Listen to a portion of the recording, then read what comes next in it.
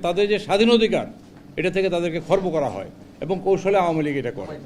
আর অন্যেরাও মনে করে যে হিন্দুরা বোধহয় আওয়ামী লীগেরই ভোট দেয়, এবং হিন্দুরা যে একেবারে দেয় না তা বলবো না, তারাও ভোট আওয়ামী লীগকে তুলনামূলকভাবে বেশি ভোট দেয়, কিন্তু ফলাফল হয় উল্টোটা।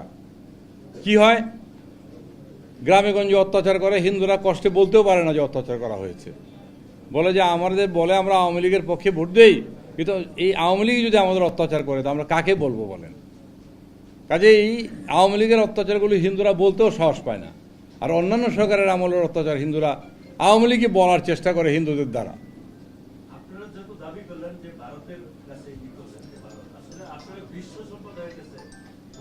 আমরা আপাতত শোনেন, আমরা এই আবেদন বিশ্ব সম্প্রদায়ের কাছে অবশ্যই আমাদের আছে, কিন্তু আমাদের নেইবার তো ভারত, এবং আমাদের ভারতের সাথে একটা সম্পর্ক আছে, কারণ আমাদের দেশের অনেক মুসলমান ভারত থেকে এসছে, অনেক হিন্দুদের আত্মীয় স্বজন ভারতে আছে। প্রতিনিয়তই ভারত বাংলাদেশের এই যে অবস্থাটা, এটা আমরা ভুলতে পারি না। এবং হিন্দুরা মনে করে যে আমরা যদি অসুবিধায় পড়ি, এই আওয়ামী লীগ এটা চালু করে যে ভারত আমাদের সাথে আছে, তোমরা যদি অসুবিধায় পড়ো ভারত তোমাদের সাহায্য করবে, কিন্তু আসলে ভারত কোনো সাহায্য করে না। ভারত যেটা করে বিপদে ফেলে। আজকে আমরা বিপদে পড়ছি কারণ তারা মিথ্যা প্রপাগান্ডা করে এই মুসলমানদের কাছে আমাদের সম্বন্ধে একটা ভ্রান্ত ধারণা তৈরি করছে, এবং আমাদের স্বাভাবিকভাবেই বলে যে এরা হইলো, এদের জন্য এত কথা ইন্ডিয়া বলে কেন, এদের জন্য এত কথা বলে কেন, এদের তো আমরা কিছু করি নাই, কিন্তু আমাদের বিরুদ্ধে অত্যাচার এই প্রপাগান্ডা কেন করছে? এটা আলটিমেটলি আমাদের বিরুদ্ধেও যায়। এই জন্য আমরা কনসার্ন। আমরা মনে করি যে ভারত যদি এই মায়া কান্নাটা না করে তাহলে আমরা ভালো থাকবো।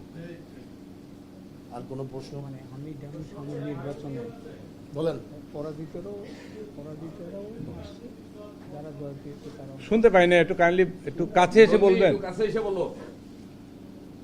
শেখ হাসিনা বলছে এক পা ওখানে, এক পা আরেক পা ওখানে।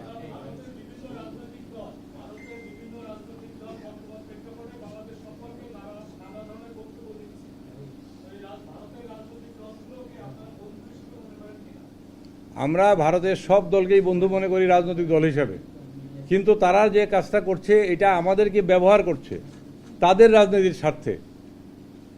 বিজেপি আপনারা জানেন যে একটা ধর্মান্ধতাকে নিয়ে রাজনীতি করে। তারা যখন ভারতের বৃহত্তর জনগোষ্ঠী হিন্দুদের পক্ষে এত বেশি কথা বলে, তখন কংগ্রেস, অন্যান্য ইভেন কমিউনিস্ট পার্টি মনে করে আমরা তো না বললে বোধহয় আমরা ভোট পাবো না। এই যে ঘটনাগুলি ঘটছে, এগুলি তাদের আভ্যন্তরীণ রাজনৈতিক বহিঃপ্রকাশ, আমাদের কিছু না, কিন্তু আমরা তাদের বলির পাঠা হচ্ছি, আমরা তাদের দ্বারা ব্যবহৃত হচ্ছি, এবং এইটাই হচ্ছে আমাদের কষ্টের কারণ। আমরা মনে করি এর কারণে তারা বিভিন্নভাবে এই কাজ করে। তারা হিন্দুদেরকে মাঠে নামিয়ে, হিন্দুদের তো কষ্ট আছে, কষ্ট মুসলমানদেরও আছে, মুসলমানদেরও বড় জমায়েত হয়, কোনো অসুবিধা নাই, কিন্তু তারা তো আর ভারতকে বন্ধু হিসাবে দাবি করতে পারছে না। কিন্তু আমাদের হিন্দুদের একটা ঐতিহাসিক কারণে আমরা মনে করি যে আমাদের জন্য ভারত বোধহয় দুইটা কথা বলবে, কিন্তু কথা বলতে গিয়ে উপকার কিছু হয় না, ক্ষতি হয়।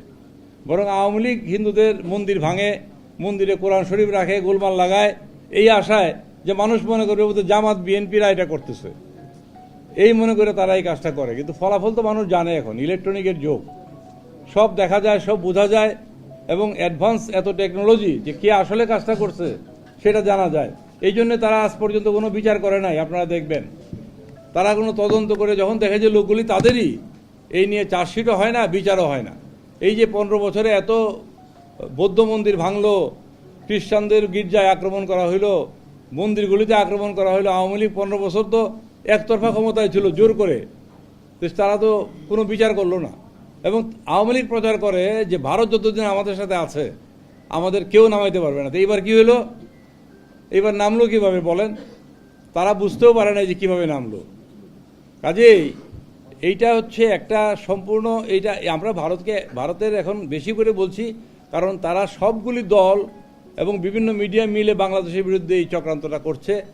তাদের খুব ভালো লাগে না আওয়ামী লীগের পতনটা, আমরা যেটা মনে করতেছি, সেই জন্য এই কাজটা করছে। কিন্তু আলটিমেটলি ক্ষতি হচ্ছে এই দেশের সংখ্যালঘু সম্প্রদায়ের, এই যে ধর্মীয় সংখ্যালঘু, আমি ওইটা বলবো না, যদিও বলে যে দেশে কেউ সংখ্যালঘু না, কিন্তু আসলে কি কোনো অসুবিধা হচ্ছে? না না না না।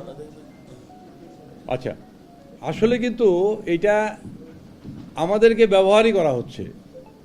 এবং এই যে আপনারা হয়তো বলবেন, আমিই বলি কথাটা, যে হিন্দু যখন আওয়ামী লীগ আসে কেউ চাকরি টাকরিতে প্রমোশন পায়, বড় বড় পদে বসে। আমরা মনে করি, আমি তো হিন্দু, আমি মনে করি এইটা হিন্দুদের তারা বিপদে পড়ে বসায়, মনে করে এর চেয়ে আপন আর কেউ নাই, এই লোকগুলি আমাদের কথা শুনবে এবং আমরা যা বলি তাই করবে। অনেক মুসলমান এটা করবে না, সেই জন্য হিন্দুদের কিছু প্রমোশন হয়, কিন্তু গ্রামে গঞ্জে অত্যাচারে একদম শেষ করে দেয়। এবং ওরা এসে বলতেও পারে না যে আমরা অত্যাচারিত, বলে যে না, এটা বলা যাবে না, কার কাছে বলবা। এই হলো বাস্তব অবস্থা। আপনাদের আরও কিছু থাকলে বলতে পারেন। দাদা, ভারতীয় গণমাধ্যমগুলো এতটা সোচ্চার, বাংলাদেশের বিভিন্ন ভূখণ্ডকে হিন্দু রাষ্ট্র ঘোষণা করছে, এই বিষয়গুলো আসলে এতটাই স্পর্শকাতর যে দুদেশের মধ্যে একটা অবিশ্বাস বিরোধ হয়েছে। তার মধ্যে সবচেয়ে ঘেরা করে পড়ছেন আপনাদের হিন্দু সম্প্রদায়। ভারতীয় গণমাধ্যমের এই তৎপরতা নিয়ে আপনাদের মূল্যায়ন। ভারতীয় গণমাধ্যমের তৎপরতাটা হচ্ছে, আমার ধারণা, আমি ধারণা করি বা আমরা ধারণা করি, দে আর পেইড অ্যাকচুয়ালি। এই যে আওয়ামী লীগ যে চলে গেছে লক্ষ লক্ষ কোটি কোটি টাকা নিয়ে, এদের একটা বড় অংশ ভারতে আশ্রয় নিছে। এবং যে নেত্রী বলতেন হিন্দুদের, শুনেন, যে নেত্রী বলতেন যে হিন্দুদের এক পা হচ্ছে বাংলাদেশে, আরেক পা হচ্ছে ভারতে, এবার দুই পা নিয়ে উনি ভারতে আশ্রয় নিয়েছেন। এবং সেখানে টাকা পয়সা আছে। আপনারা গণমাধ্যমে কাজ করেন, আমি গণমাধ্যমের প্রতি আমার শ্রদ্ধা রেখে বলছি, আপনারা জানেন যে ইয়েলো মাধ্যম প্রচুর আছে, তাদেরকে টাকা পয়সা দিলে যা তা করতে পারে। কাজেই আমি গণমাধ্যমের ঢালাও বলবো না, ভারতের যে গণমাধ্যমগুলো এই কাজ করছে এর চেয়ে ডাহা মিথ্যা তো আর কিছু হইতে পারে না, আপনারা তো জানেন এটা। কাজেই তারা করছে, দে আর পেইড পিপল অ্যাকচুয়ালি, রাষ্ট্রীয় আনুকূল্য পাচ্ছে। আর আমাদের যারা এখানে পতিত পিপল, তারাও এখানে গিয়ে টাকা পয়সা ঢালতেছে তাদের পিছনে, এবং টাকা পয়সা দিচ্ছে বলে এই ঘটনাটা ঘটতেছে বলে আমার মনে হয়। আমি সামনের নির্বাচনে আর কোনো question? বলে আচ্ছা, আইনজীবী হত্যার পর ভারতীয় মিডিয়া যেভাবে প্রোপাগান্ডা চালাচ্ছে, তার সরকারের পরিস্থিতি অনেক ভয়াবহ। আপনারা ওই পরিস্থিতি, ওই সময় পরিস্থিতি কিভাবে পর্যবেক্ষণ করেছেন? আমরা ওই পরিস্থিতির পরে আমাদের যারা লোকজন এখানে আছে তাদেরকে বলেছি যে সবার পাশে দাঁড়াও, এবং আমাদের হিন্দুরা যেন তাদের দাবার ঘুঁটি হিসেবে ব্যবহৃত না হয়। কারণ একটা ঘটনা আপনাদের জানেন কি না জানি না, এই যে হাজারির গলি নাকি চিটাগাঙের, যারা বলতে পারেন, এখানে যে ঘটনাটা ঘটেছে ওইটা একটা বড় বিজনেস সেন্টার, এখানে একটা বড় অংশ হচ্ছে হিন্দু ব্যবসায়ী, এবং কিছু মুসলমান আছে যাদেরকে ফাইন্যান্স করে হিন্দুরা, আমরা খোঁজ নিয়ে জেনেছি। ওইটা আবার লিড করে ওই যে মহিউদ্দিন চৌধুরীর ছেলে মহিবুল নৌফেল বোধ হয়, হ্যাঁ এই নাম, সে তার চক্রান্ত এগুলি সব। এবং সে, আমরা এটাও শুনি গুজব কিনা জানি না, আপনারা চেক করে দেখতে পারেন, যে নৌফেল নাকি ইসকনের মেম্বার বলে। এটা আমি ইসকনের মেম্বার, কোথায় জানি বলছে, নিজেই বলছে ইসকনের মেম্বার। কাজেই বুঝতে পারবেন এই ইসকন দেখছে যে ইসকন একটা আন্তর্জাতিক হিন্দুদের একটা প্রতিষ্ঠান, এইটাকে ব্যবহার করা যায় কিনা। পুরো ইসকনকে ব্যবহার করতে পারে নাই, তাদের থেকে বহিষ্কৃত একটা লোককে তারা ব্যবহার করছে, সেটা হলো চিন্ময় নামে এক ভদ্রলোক। সেই তার নামে অসংখ্য অভিযোগ আছে এবং ইসকন দ্বারা বহিষ্কৃত।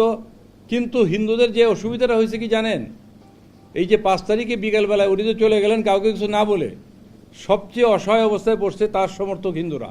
এবং এটা তো অস্বীকার করার জোগাড় নাই, বাংলাদেশে হিন্দুরা আওয়ামী লীগের একটা বড় অংশ আওয়ামী লীগকে ভোট দিত। তারা বলে উনি চলে গেছে, আমাদের তো সর্বনাশ, আজকে থেকে তো আমাদের পোড়ায় টোড়ায় দিবে, বাড়িঘর সব ভেঙে দিবে। কিন্তু দেখা গেল 4-5 দিনে যে কিছু গোলযোগ হয়েছে, রাজনৈতিক গোলযোগ, এই গোলযোগে তুলনামূলকভাবে যে পরিমাণ হিন্দু আক্রান্ত হইতে পারত তার চেয়ে অনেক অনেক কম আক্রান্ত হয়েছে, এবং বড় ধরনের কোনো ঘটনা ঘটেই নাই। আমরা ঠাকুরগাঁ, পঞ্চগড়, আমি আমার মহাসচিব, আমরা ঠাকুরগাঁ, পঞ্চগড়, দিনাজপুর এসব জায়গায় গেলাম 2-3 দিনের মধ্যে। ওরা প্রচার করলো যে সব মন্দির ঘুরায় ফেলছে ভাইয়া। আমরা গিয়ে দেখলাম সব মন্দির ঠিক আছে, এবং তারা বলছে যে আমাদের কোনো অসুবিধা হয় নাই। একটা রব উঠছিল যে বোধহয় আমাদের উপর আক্রমণ হইতে পারে, আমরা ভীত ছিলাম। কিন্তু বিএনপি, জামাত বা অন্যান্য রাজনৈতিক দলের যে কর্মীরা ছিল তারা আমাদেরকে পাহারা দিচ্ছে, সহায়তা করছে, না দিলেও কিছু হইতো না। কিন্তু ওই পরিস্থিতির কারণে তারা আসছে, তারা আমাদের জন্য কোনো সমস্যা হয়নি। এটা তো আমি নিজে প্রমাণ, আমি গেছি সব জায়গায়, আমাদের অন্যেরা গেছে সব জায়গায়। কাজেই এইটা, এই চট্টগ্রামের ঘটনাটা আমরা দেখছি, সে অনুযায়ী কাজ করা হচ্ছে। নিরীহ যারা মানে না বুঝে চিন্ময়কে সমর্থন করেছে তাদেরকে বোঝানোর আমরা চেষ্টা করছি যে এটা ঠিক করছেন না আপনারা, এটার দ্বারা ভিন্ন মেসেজ চলে যাচ্ছে। মুসলমানরা মনে করছে যে বোধহয় ইন্ডিয়া টাকা দিয়ে এটা করাচ্ছে, হয়তো করাতেও পারে, আমরা জানি না। টাকা পয়সার তো একটা ছড়াছড়ি আছেই এগুলিতে, এবং তারা ঢাকায়ও করতে চাইছে, অন্যান্য জায়গায় করতে চাইছে, সব জায়গায় সফল হয় নাই। আর ওই লোকটা যাকে নামিয়েছে সে ইসকনের সেরকম কোনো বড় কেউ না। কিন্তু হিন্দুরা যেহেতু একটু ধর্ম ভীরুত আছে এবং তারা মনে করে যে এটা আমাদের ইসকনের প্রভু, তার চেহারা ছবি দেখছেন না, ইসকনের প্রভু, কাজে তার পিছিয়ে গেলে বোধহয় কাজ হবে। বিভ্রান্ত হয়েছে আসলে। আমাদের বড় সম্প্রদায় বিভ্রান্ত হয়। আর তাদের তো কিছু লোকের তো মন খারাপ আছেই শেখ হাসিনা না থাকার কারণে। তো তারা মনে করে যে এইটা দিয়ে যদি আইসা পড়তে পারে মন্দ কি, ভালোই এটা। দাদা, আপনি এই মাটির সন্তান, এই মাটিতে বেড়ে ওঠা মানুষ। এই মাটির Sorry. সরজমিনে আপনারা দেখছেন, বিষয়টা হচ্ছে বাংলাদেশের বেশ কিছু আলেম ওলামা আছে, ইসলামী দল আছে, ইসলামী বিভিন্ন মত আছে। আপনাদের কি মনে হয় আপনাদের জন্য বা আপনাদের আগামী দিনে চলার জন্য শঙ্কা বাংলাদেশে এরকম কোনো ইসলামী গোষ্ঠী আছে কিনা, বা এদের ব্যাপারে আপনাদের মাদ্রাসার ছাত্ররা ইয়ে পাহারা দিয়ে আমি যদি পরিষ্কার বলি, একটুও নাই। এই দেশের মানুষ হিন্দুদের কোনোদিন, বিশেষ করে যারা আলেম ওলেমা, ইভেন জামাতে ইসলাম, হিন্দুদের গায়ে কোনোদিন হাত দেয় নাই। হেফাজতে ইসলাম হিন্দুদের কোনো বিরোধে জড়ায় নাই। হিন্দুদের যে বিরুদ্ধে জড়ায় সেটা অর্থনৈতিক বিরোধে জড়াতে পারে, সেটা অন্য জিনিস, তার সাথে ধর্মের কোনো সম্পর্ক নাই। সরি, আর না থাকলে আমরা শেষ করি। অসংখ্য ধন্যবাদ।